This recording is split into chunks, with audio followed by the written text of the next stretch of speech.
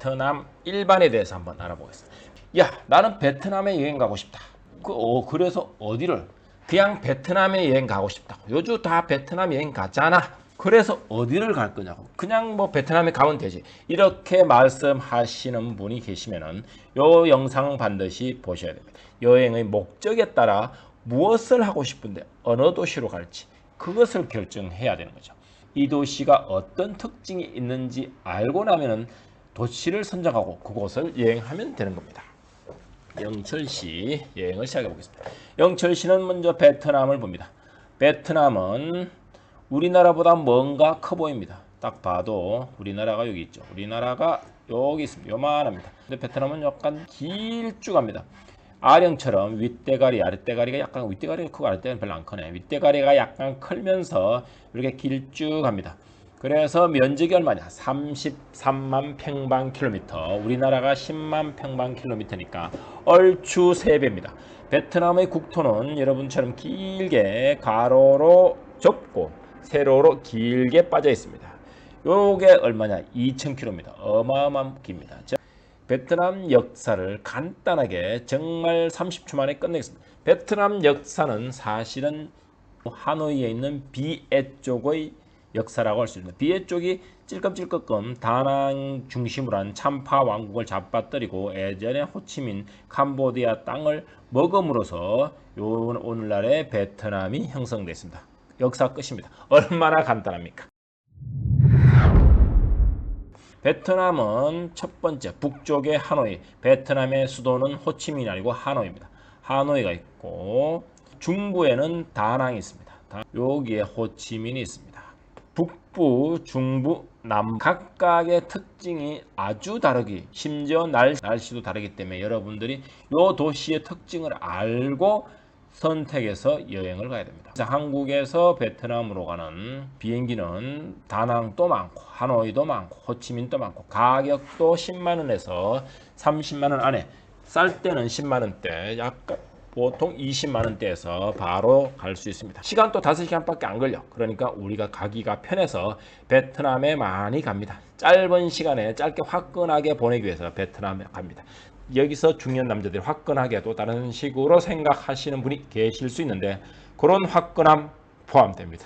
하노이는 베트남의 역사와 문화의 도시입니다. 베트남의 역사가 살아있는 도시, 호앙기엠 호수, 거기에 역사가 살아있죠. 베트남의 최고의 박물관들이 있죠. 역사가 살아있으니까. 그리고 하노이 음식이 맛있습니다. 왜냐하면 우리 입맛에 맞습니다. 남쪽보다는 아무래도 중국 쪽에 영향을 받다 보니까 음식이 다양하고 구수하고 국물이 진합니다. 그런 음식들, 칼국수가 왜 나오냐? 쌀국수만 먹어도 국물이 아주 진합니다. 그리고 하노이 하면 우리가 한 번 정도 다 들어본 하롱베이가 있습니다. 하롱베이. 여기는 섬이 1600, 2000개 정도의 섬이 있다는데 여기서 동굴 구경하고 보트 투어하고 그러면은 하노이 석양을 보면서 아주 고즈넉한 그런 느낌을 받을 수 있는 곳입니다. 하롱베이에서 조금 내려가면은 여기 보면은 섬이 있는데 요즘 최근에 요 섬이 뜹니다. 카파 국립공원 육지의 하롱베이다라는 여기 카파 국립공원도 있고요. 그런데 하롱베이는 하노이에서 차로 3시간 이상 가야 된다. 가까운 거리는 아닙니다. 그리고 하노이를 기점으로 또 놀러 갈 수 있는 것이 사파가 있습니다. 가는 길이 만만치 않습니다. 굽이굽이 산 꼭대기니까. 산을 넘다 보면은 올라가면 안개가 자욱한 도시가 나옵니다. 거기가 사파입니다. 슬리핑 버스를 타고 도착했는데 안개가 자욱합니다. 호텔들이 쫘라락 들어서 있습니다.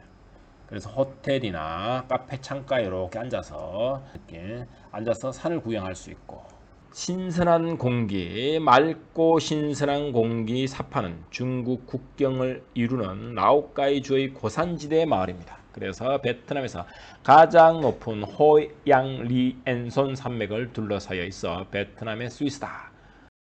여기에 판사판 케이블카가 있는데 해발 3143m, 베트남에서 가장 높은 인도차인의 지붕이라 불리는 판사판산, 이름이 참 그렇네. 1박 2일이 소요되지만 여기로 케이블카로 가면은 케이블카로 1시간 만에 주파해서 삽 꼭대기에서 아름다움을 볼 수 있습니다.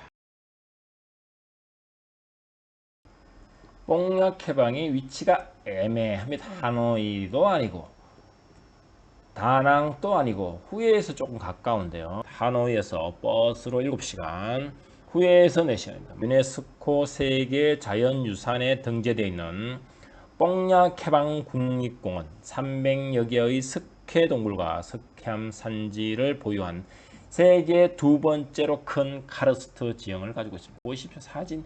여기 동굴 탐험하면은 미칩니다. 세상에서 딱 하나의 동굴 탐험을 해야 된다. 그러면은 여기를 가야 됩니다. 우리 영화에 보면은 큼큼한 이런 요 큼큼한 동굴 안에서 괴물이 나와가 사람 잡아먹고 사람 죽어가고 여기 동굴 탐험하고 이런 내용 나오지 않습니까? 그런 분위기를 충분히 만들어 줄 수 있는, 여러분들이 그런 느낌을 바로 받을 수 있는 곳이 바로 뽕약 해방입니다. 여기서 내려가면은 후회가 있죠. 후회를 설명하기 전에 다낭을 설명하겠습니다. 요즘에 한국 분들 다낭 모르시는 분들 거의 없다고 생각하지만 가끔 모르시는 분들이 이 영상을 보기를 바라면서 최근에 떠오르는, 물론 최근은 아닙니다. 한 4, 5년, 한 길게는 10년까지는 아니고 제가 느끼기에는 제가 한 8년 전에 왔으니까 8년, 6년부터 다낭은 나름 아름아름 핫한 휴양지가 되었습니다. 왜? 다낭은 세계 6대 해변 중에 하나를 가지고 있기 때문입니다. 두 번째는 여기가 요 해변을 따라서 쭉 따라서 어마어마한 고급 리조트들이 다다닥 있습니다. 하얏트 있고 여기에 8,000밭, 지금 태국에서 하고 있으니까 8,000밭 나오는데 쉐라톤 있습니다. 쉐라톤 뭐 좀 이렇게 요런 리조트에서 지낼 수 있고 한 번씩 시내를 나갈 수 있고, 서쪽으로 가면은 다낭은 사실은 시내는 그닥 많이 볼 게 있는 동네가 아니기 때문에 서쪽엔 바나힐이라는 곳이 있습니다. 이 그림을 한 번 정도 보셨을 거라고 생각되는데, 프랑스 사람들이 해발 1500m에다가 자기들이 좀 쉬자, 베트남은 프랑스 식민지를 한 60년 정도, 60년 이상 했는데 그때 프랑스 애들이 점령할 때 우리는 좀 쉬자. 너는 더운 데서 살아야 되지만 우리는 더운 데 살기가 쉬기가 쉽지 않다. 쉴 땐 좀 시원한 데서 쉬자. 그래서 해발 1500m에다 이렇게 프랑스 마을을 만들어 놨는데 오늘을 그거를 리조트로 만들었습니다. 그게 바나일입니다. 남쪽에 이렇게 오토바이로 저는 30분에서 40분 정도 가면은 호이안이라는, 뭐 여러분 자동차로 가겠죠. 자동차로 3, 40분, 오토바이로 3, 40분, 50분, 100분입니다.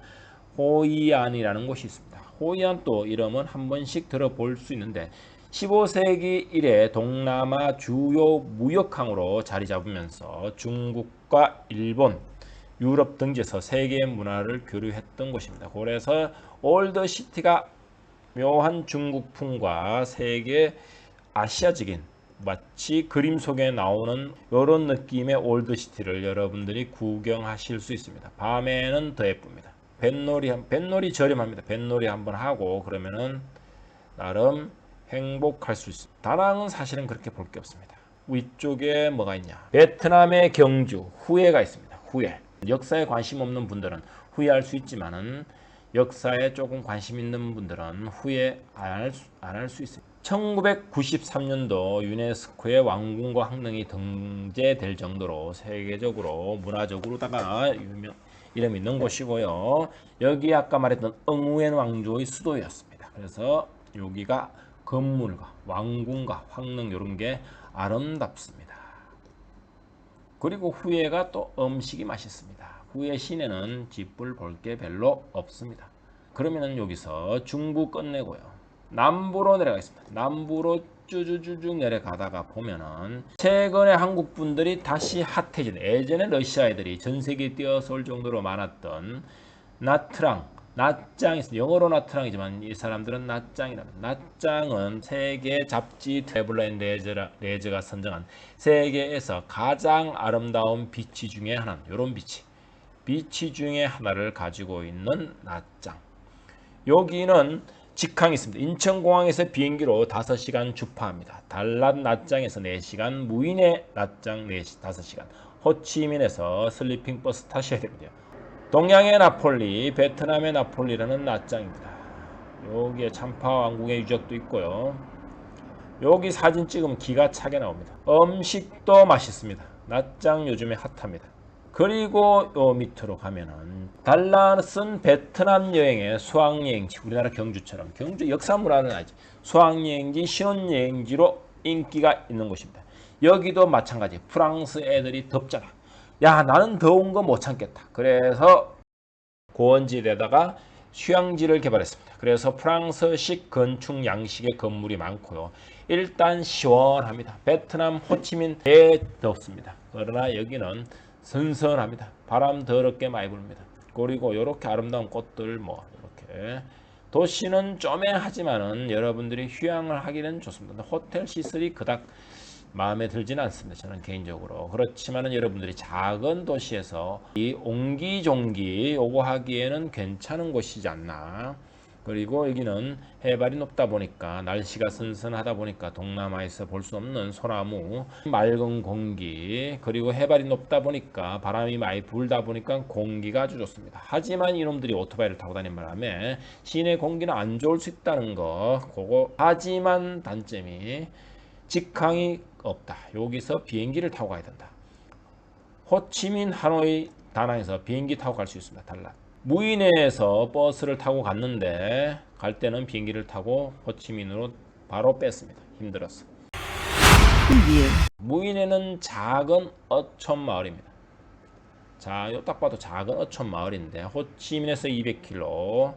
여기가 최근에 다시, 최근은 아니죠, 1995년도 약 2000년도 초반에 붐을 타고 개발되게 된 유원지입니다. 바람이 세서 윈더 서핑이나 뭐 카이트 쇼핑 이런 거 하기 좋습니다. 바람 더럽게 많이 붑니다. 그래서 저기서 서핑도 요즘에 하는데 서핑은 파도가 재밌게 탈 수 있는 곳은 아닌 것 같습니다. 제 개인적인 생각입니다. 사막은 아닌데 모래 언덕에서 일출일몰이 기가 찹니다. 저기 맨발로 시냇가를 거닐며 모래 협곡을 감탄할 수 있는 그런 곳입니다. 해산물 먹을 수 있고 뭐 여러 가지로 한데 힐링을 하고 싶다. 무인에 추천합니다. 호치민은 뭐 한 번 정도 들어보셨을 수도 있는데 동양의 파리다. 프랑스가 옛날에 인도 차이나 여기 미얀마 뭐 요런 데는 영국놈이 먹었잖아요. 라오스하고 여기는 프랑스 놈이 먹었습니다. 캄보디아 요쪽은 프랑스 놈이 먹었는데 여기를 프랑스령 인도 차이나로 해서 얘네들이 수도처럼 총독부를 세운 것이 아름다운 시청이 옛날에 총독부로 노트르담 사원. 지금은 공사 중이긴 한데 파리의 노틀담 사원하고 상당히 비슷하게 만든 노틀담 사원이 있고요. 그 다음에 우체국이 있습니다. 우체국은 왜 유명하냐?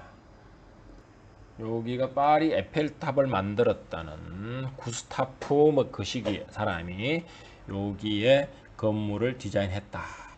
시내에 뭐 없는 게 없습니다. 호치민 놀기도 좋고요. 메콩강 투어라든지 구찌 투어, 호치민 미술관, 요 골목 호치민 요 뒷골목의 부티크 샵이라든지, 그리고 경제 수도다 보니까 남쪽 베트남 남부의 맛집들이 싹 다 모여 있습니다. 베트남에 대해서 도시별로 각각 간단하게 훑어봤습니다. 휴식을 취하고 싶다. 다낭, 낮장, 무이네입니다. 근데 무이네는 직항이었기 때문에 호치민 가셔가지고 가야 됩니다.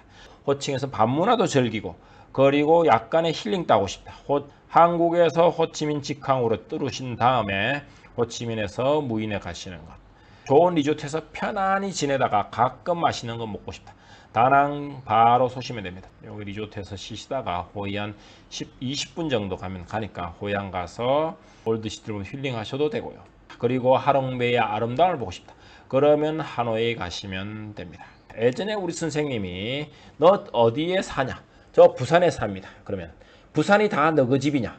이렇게 말한 것처럼 너 베트남에 여행 가냐? 베트남에 다 여행 갈 수 없습니다. 도시를 찍어서 가야 합니다. 그러면 오늘 여기서 마치겠습니다. 아디오스.